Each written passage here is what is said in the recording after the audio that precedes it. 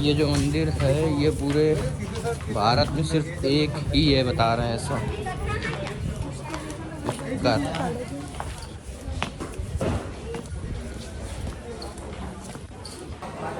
ये हमारे गाइड भैया हैं, ये सारा यहाँ का पूरी हिस्ट्री बताएंगे।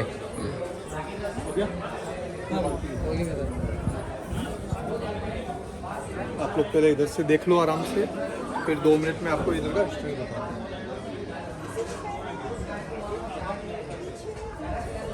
यहाँ पे काफ़ी सारी मछलियाँ भी हैं। इसको पुष्कर लेक है, पुष्कर लेक बोलते हैं। मौसम यहाँ से अच्छा, आप बताइए अब यहाँ का फिर। अब मैं 2 मिनट आपको यहाँ का जानकारी बता रहा हूँ। ये है यहाँ का मेन चीज़ पुष्कर। सरोवर के चारों तरफ आप जितने भी व्हाइट पैलेस देख रहे हो, जी जी, ये 52 राजा महाराजा के बनाए हुए 52 घाट से। अच्छा, 52 घाट से। एक गेट से अपन लोग अंदर आए, हाँ, उसी तरीके से राउंड में ये 52 गेट्स है। पुष्कर में यहाँ पे छोटे बड़े 1000 से भी ज़्यादा मंदिर है। अच्छा, ये पुष्कर क्यों बना? अपन लोग 3 देवताओं को बड़े मानते हैं, वो है ब्रह्मा, विष्णु और महेश। भगवान शिव का धाम है काशी जो बनारस में है। भगवान विष्णु का धाम है गया जो बिहार में है। सतयुग में इस पृथ्वी पे भगवान ब्रह्मा का कोई तीर्थ स्थान नहीं था, तो ब्रह्मा जी विष्णु भगवान के पास में जाकर आग्रह मतलब रिक्वेस्ट करते हैं कि मैंने तो पूरी पृथ्वी का निर्माण किया है, फिर भी मेरा इस पृथ्वी लोक पे कोई तीर्थ स्थान नहीं है।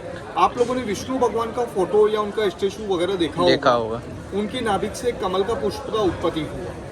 वो पुष्प भगवान ब्रह्मा को दिया और बोले आप अपने हाथों से पृथ्वी लोक पे से जहाँ पे भी गिराओगे, ये पुष्प जहाँ भी जाके गिरेगा वही आपका तीर्थ स्थान कहलाएगा। वो फूल भगवान ब्रह्मा ने ब्रह्मलोक से गिराया, तो उसी फूल ने पूरे पृथ्वी के 7 राउंड लगाए। 7 राउंड लगाने के पश्चात वो फूल इसी जगह आके गिरा। फूल के गिरने से जमीन फटकर ये जल का उत्पत्ति हुआ। अपन लोग फूल को संस्कृत में पुष्प बोलते हैं और हाथ को संस्कृत में कर बोला जाता है। ब्रह्मा जी के हाथों से फेंका हुआ पुष्प प्लस कर, इसको कंबाइन करते हैं तो इस सरोवर का नाम होता है पुष्कर। इसीलिए इसी नगर का नाम हो गया पुष्कर। आज अपन लोग कोई भी नया मकान, दुकान या फैक्ट्री कोई भी चीज़ नया बनाते हैं तो उसका कार्य खत्म होने के बाद में उसके शुद्धिकरण के लिए या गृह प्रवेश के लिए उसका हवन या पूजन करते हैं।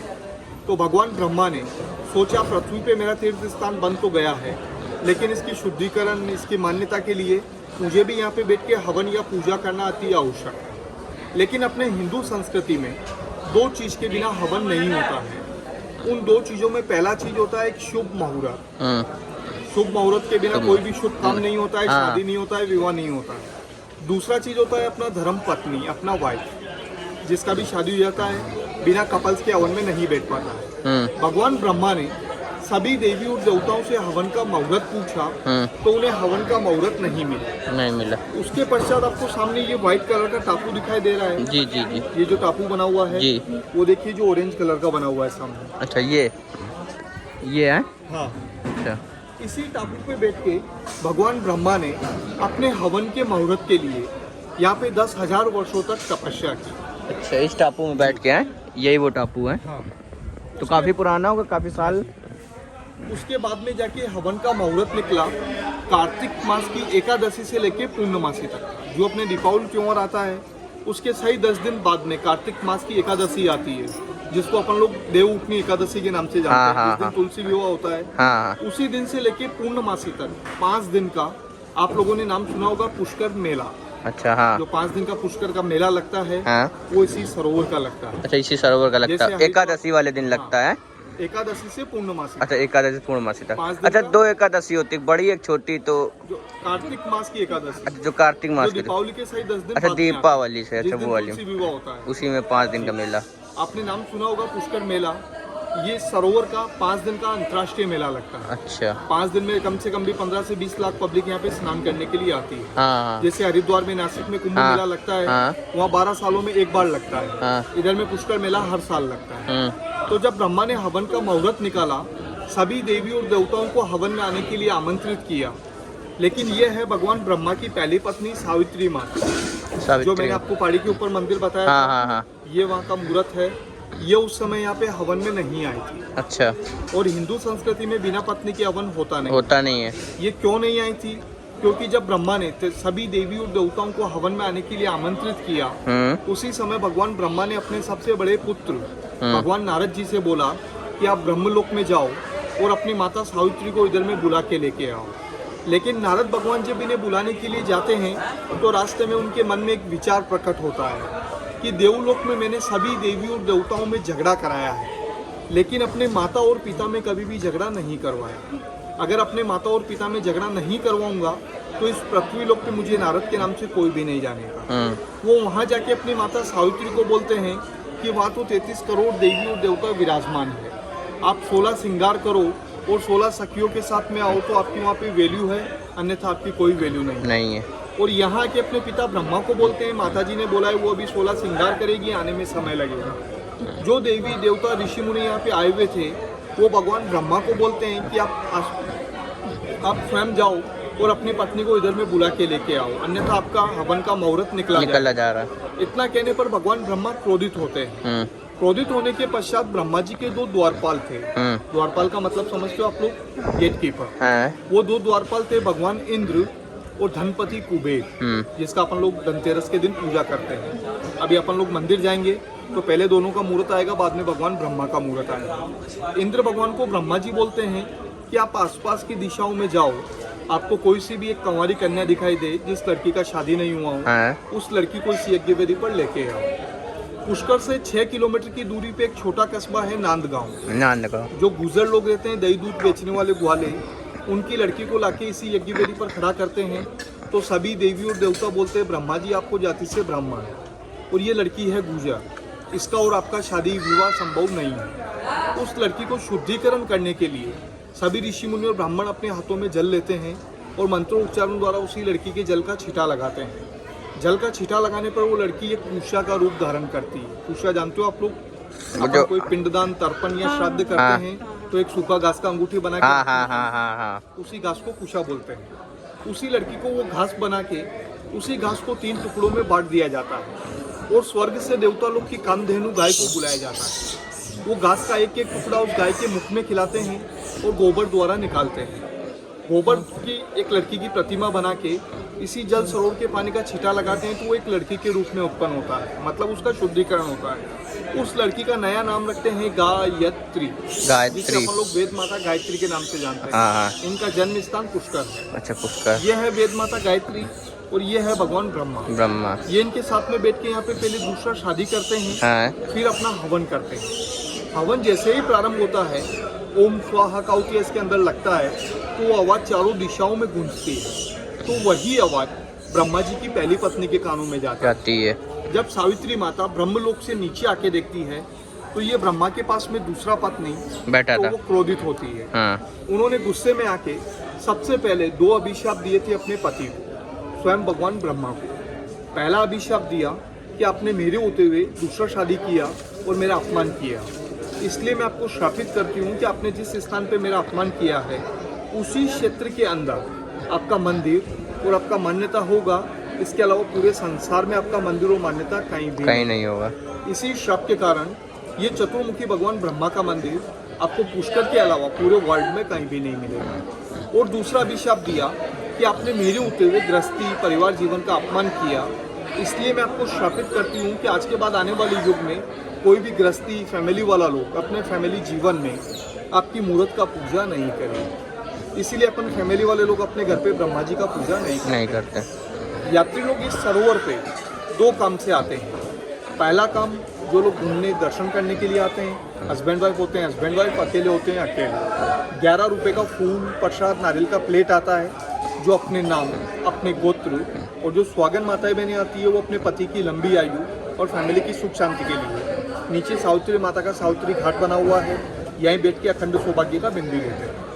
दूसरा काम, किसी की फैमिली में 7 जनरेशन के अंदर माता पिता दादा दादी नाना नानी सास ससुर गुरु या मित्र अगर किसी का डेथ हो जाता है तो उनकी आत्म शांति के लिए यहाँ पे पिंडदान, तर्पण और श्राद्ध किया जाता है। क्योंकि अपने पूरे भारत में केवल 5 तीर्थ स्थान ऐसे हैं जहाँ पे पूरे सप्तकुल के पितरों का मोक्ष किया जाता है। उन 5 में से एक ये पुष्कर है। अच्छा, ये भी है। बाकी के जो 4 है, अच्छा अभी वैसे सब लोग गया जी बोलते थे। बाकी के जो 4 है वो है गया, गंगा, कुरुक्षेत्र, प्रभास सिद्धपुर जो गुजरात में है, और पांचवा ये पुष्कर। जैसे अपने रामायण है उसी प्रकार पे एक पद्म पुराण है। उस पद्म पुराण में इन 5 जगहों का एक श्लोक लिखा हुआ है। अच्छा। कि गया, गंगा, कुरुक्षेत्रे प्रभास पुष्कराणी च एतानी मुख्य तीर्थानी श्राद्ध काले भवंतिका। जब भगवान राम को 14 वर्ष का वनवास हुआ और उन्हें आकाशवाणी हुआ कि आपके पिता का मृत्यु हो गया है, तो उन्होंने भी इधर आके अपने पिता दशरथ जी का पिंडदान किया। बाकी मंदिर पुष्कर में 1000 है। राम भगवान ने। अच्छा। बाकी मंदिर पुष्कर में 1000 है। कोई भी मंदिर में आपके हाथ से पूजा, प्रसाद, दान, दक्षिणा, डोनेशन इधर में कुछ भी नहीं होता है, क्योंकि इधर के मंदिर में वही लोग पूजा करते हैं जो अपना घर, परिवार, फैमिली को छोड़ देते हैं, जिसको अपन लोग साधु, सन्यासी, वैराग्य बोलते हैं। अपने जैसे फैमिली वाले आते हैं, इसी सरोवर पे बैठ के प्रसाद चढ़ाते हैं, अपने फैमिली की सुख शांति के लिए मनोकामना मांगते हैं। उसके बाद में मंदिर सिर्फ हाथ जोड़ के दर्शन करते हैं। पुराने समय में राजा महाराजा आए थे, जिनका मनोकामना पूरा हुआ, सबने अपने अपने नाम से ये 52 घाट्स बनवाए। किसी ने मंदिर बनवाए, किसी ने धर्मशालाएं बनवाई। और अभी के समय में आप जैसे यात्री लोग आते हैं जिनका मनोकामना पूरा होता है, कोई अपने नाम से मार्बल्स लगवाते हैं, कोई ये टीन सेट लगवाते हैं, कोई अपने पितरों को श्रद्धांजलि देके जैसा भगवान ने जिसको देने लायक बनाया है, यहाँ पे ब्रह्म भोग लगाया जाता है। कोई चावल भोग लगाता है, कोई लड्डू भोग लगाता है, कोई खीर भोग लगाता है। वो डोनेशन चैरिटी में दिया जाता है। चैरिटी की तरफ से इस लेक के लिए यहाँ पे 18 बातों पे बैंड है। जल तक जूते ले जाना, साबुन लगाना, कुल्ले करना, मछली पकड़ना, शिकार खेलना, बोटिंग करना। पुष्कर सिटी के अंदर आप जाओगे, आपको वाइन शॉप नहीं मिलेगा, कसाई का दुकान नहीं है, पेट्रोल पंप नहीं है, सिनेमा थिएटर नहीं है, रेलवे। वास्तविक रूप है ये जल है। अगर मानो तो ये जल भगवान है, नहीं तो साधारण पानी। ये इधर आने का जानकारी।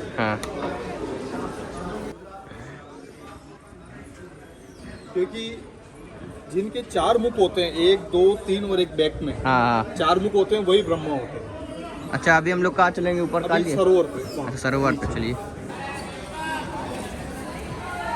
काफी ज्यादा बंदर है यहाँ पे।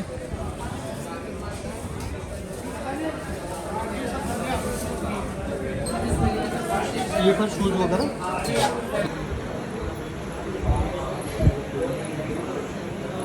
आप इधर भाई साहब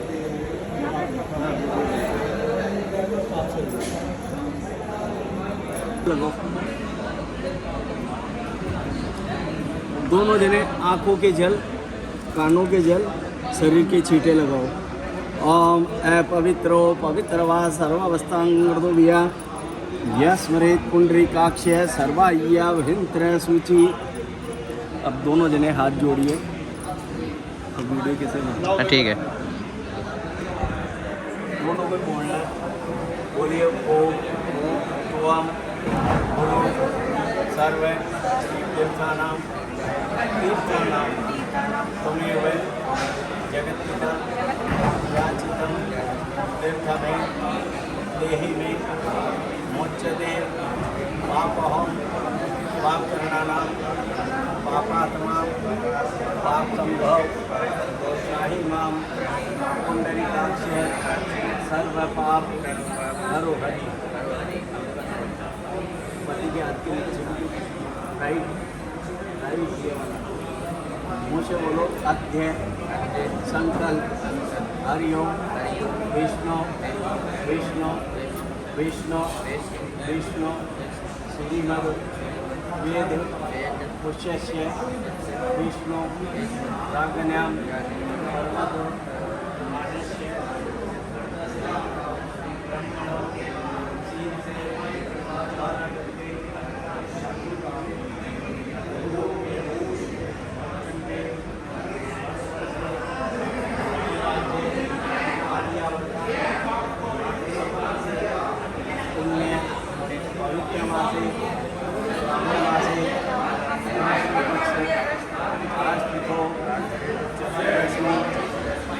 नाम संवत्सरे वर्ष ऋतु ऋतुवासरां संवत् 2019।